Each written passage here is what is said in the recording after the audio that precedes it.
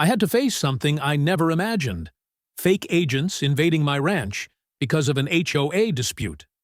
What seemed like a simple disagreement turned out to be part of a larger plan to control rural lands. Armed with my military experience and unshakable determination, I decided to resist. But this battle may cost me more than I ever expected. Let's understand how this story began. John Callahan was no ordinary man.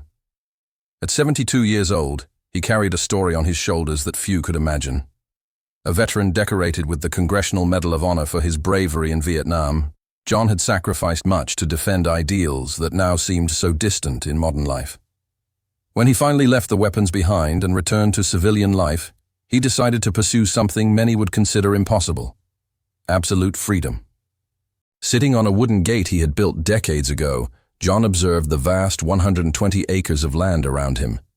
It was a place where time seemed to slow down, where the only sounds came from the wind playing with the leaves or the animals roaming freely. Dogs, cats, and even goats wandered without haste, while an old rusty tractor rested under the shade of a tree as a silent symbol of simpler times. For John, that ranch represented more than just property. It was a personal achievement, bought with blood, sweat, and tears. He had worked hard to distance himself from the invisible chains of the urban system, demanding bosses, midnight phone calls, strangers shouting orders. Here he found peace. Here he found silence, not the uncomfortable kind, but the kind that calmed the soul and allowed the mind to wander aimlessly. But the tranquility that John cherished so much was about to be disturbed. On a quiet morning, he noticed something out of place: a white laminated sign stuck in the ground, as if it had every right to be there. Property under review. Simmons Valley. HOA compliance required. The words were clear, but their meaning remained a mystery. That seemingly harmless sign was the first step in a battle John never imagined he'd have to fight again. What began as a minor bureaucratic infraction would soon escalate into a larger struggle, a fight against an oppressive system willing to do anything to control his life. And John knew that when someone tries to take away your freedom, the only possible response is to resist. Standing next to the sign, he stared at it for a long time, as if waiting for it to explain why it was there. Of course, that didn't happen. With a sigh, John pulled the sign out of the ground and threw it into the fire, thinking that would solve everything. He was wrong. Days later, a group of men showed up at the ranch. They wore improvised uniforms and carried clipboards that looked official. They talked about rules and regulations, but John knew it was all a sham. These men weren't real police officers or agents. They were just pawns of someone bigger, someone more dangerous. That's when Karen Simmons entered the scene. She arrived in her gleaming SUV, dressed in impeccable clothes and wearing a rehearsed smile. Karen introduced herself as the president of the Simmons Valley Homeowners Association, explaining that her mission was to maintain visual and environmental standards in the area. But John wasn't impressed. When she mentioned rules about fence height and noise levels, he could only laugh. This was rural land, after all. The only standard here was not getting into trouble with the animals. Karen left John a thick envelope labeled "Welcome Packet." Inside were pages and pages of absurd rules, diagrams of his garden, and photos marked with red circles. It was obvious she was trying to intimidate him. But John wasn't the kind of man who got intimidated easily. He knew this was just the beginning of something much bigger. As he watched Karen drive away, John felt something he hadn't felt in years: the weight of an impending battle. The days following Karen Simmons' arrival brought growing tension to John Callahan's ranch. The laminated signs returned, but this time they were larger and more aggressive. Property under review, pending violations, words that seemed to come straight out of an intimidation manual. John wasn't fazed.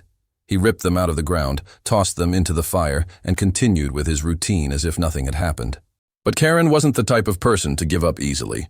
She started sending men dressed in improvised uniforms, pretending to be authorized security agents. They arrived in small groups, carrying clipboards and cameras, acting as if they were on an official mission. They scrutinized every detail of John's property, from the height of the fence to the sound of the cats he kept. John quickly realized this was more than just a bureaucratic dispute. These men weren't there to inspect. They were trying to scare him. One quiet morning, two of these fake agents showed up while John was having coffee on the porch. They walked around the property as if they owned the place, pointing at the old tractor and taking notes on their clipboards. John decided to act. He approached calmly, holding his coffee cup as if nothing was wrong. "Can I help you, boys?" The question sounded casual, but there was a firm tone in his voice. The men hesitated, clearly uncomfortable with John's imposing presence. One of them stammered something about HOA protocol and regulatory inspection. John knew they were bluffing. He had seen this kind of tactic before, during his years in Vietnam, when opponents tried to intimidate without real power. With a calm smile, he replied, "You're on my land now, and here I make the rules." The men froze for a moment before retreating, leaving behind a forgotten clipboard. Inside it, John found detailed maps marking his property as Target Alpha. It was clear the situation was about to get worse. Karen and her cronies weren't going to back down anytime soon, and John knew he needed to prepare for what was coming. This escalation of tension showed that the conflict went beyond neighborhood rules. It was a fight for freedom against a system that wanted to control everything and everyone. While examining the documents left by Karen, John noticed something that chilled him to the bone. Among the pages filled with fake regulations and detailed maps of his property, there was something far more sinister. A larger plan, complete with official seals and signatures he recognized. It was clear this went far beyond a simple homeowners association. The main document was called the Regional Rural Management Initiative. It wasn't just a local program. It was part of a coordinated scheme at the federal level. The goal?